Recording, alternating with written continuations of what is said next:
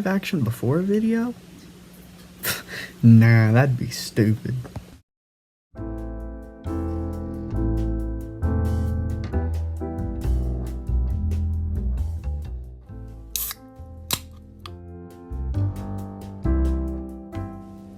I was driving down a long stretch of empty highway.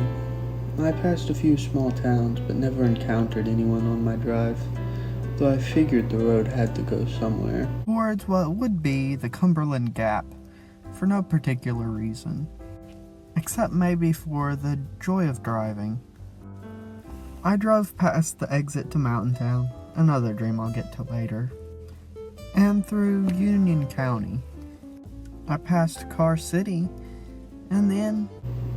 When I saw a splash of color in the distance, I thought that I had reached the place where the road led.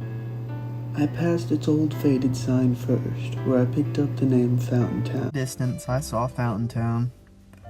I parked along its long, empty streets. It was clear that something had happened to the small town, as most of its prized shops were closed, temporarily, and some puddles still remained from a recent flood. I couldn't help but notice the dark undertones as I looked around at all these bright and cheerful buildings. Before entering its main square, I parallel parked on its empty Broadway, getting out to look at the colorful buildings that comprised the place. In the center of the town was a small lake that divided the highway in two parts away from the town, for small boats like kayaks and canoes. Although its structural integrity was now in question, I decided that I would just walk down one of the side streets. I walked around the lake, observing the buildings, which looked to be in perfect order, apart from the lack of people. At the other end of the lake, the buildings continued to recede, only with a footpath in the middle instead of a road. In the beginning, all the shops had businesses in them. Whether they were closed or not was up to question, but you couldn't doubt that every single one of them had been recently opened. But the further I went in, it seemed as though there were less and less. This wasn't the only change in, as a little ways more I noticed that the sidewalks on either side of the street had merged, and the open-air design had taken on more of a hallway design. As I continued even further, the cheery open street had become a gray, low-hanging mallway. I passed a clothing store with mannequins at the window in an elegant formal attire, but more and more the stores were simply empty. There were a few odd bridges above the path that matched the other buildings in style and finish, so I didn't notice when the sky was taken away altogether. The buildings that looked like they were just closed were the only source of light then. As I went further in, they became few and far between.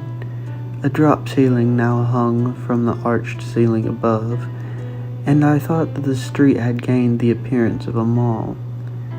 At one point, I was completely in the dark.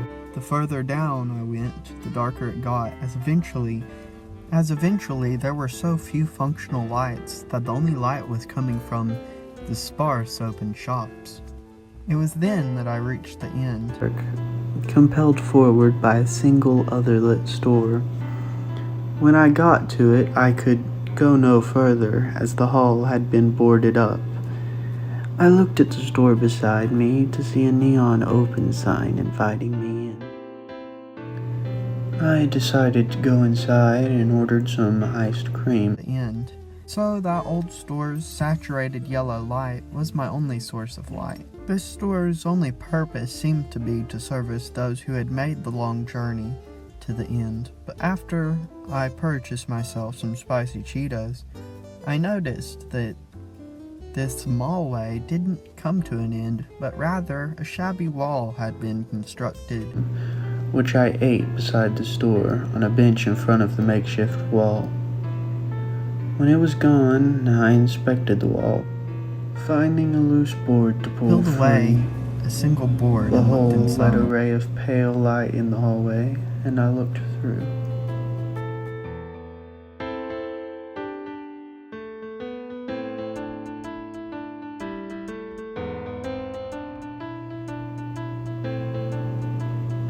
I replaced the board once I had seen. Board and looked inside.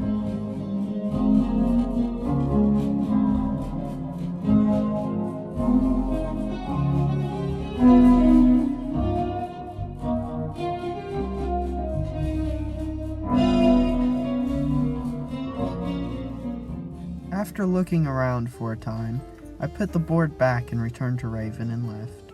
Jay Win. found my way back out of Fountain Town.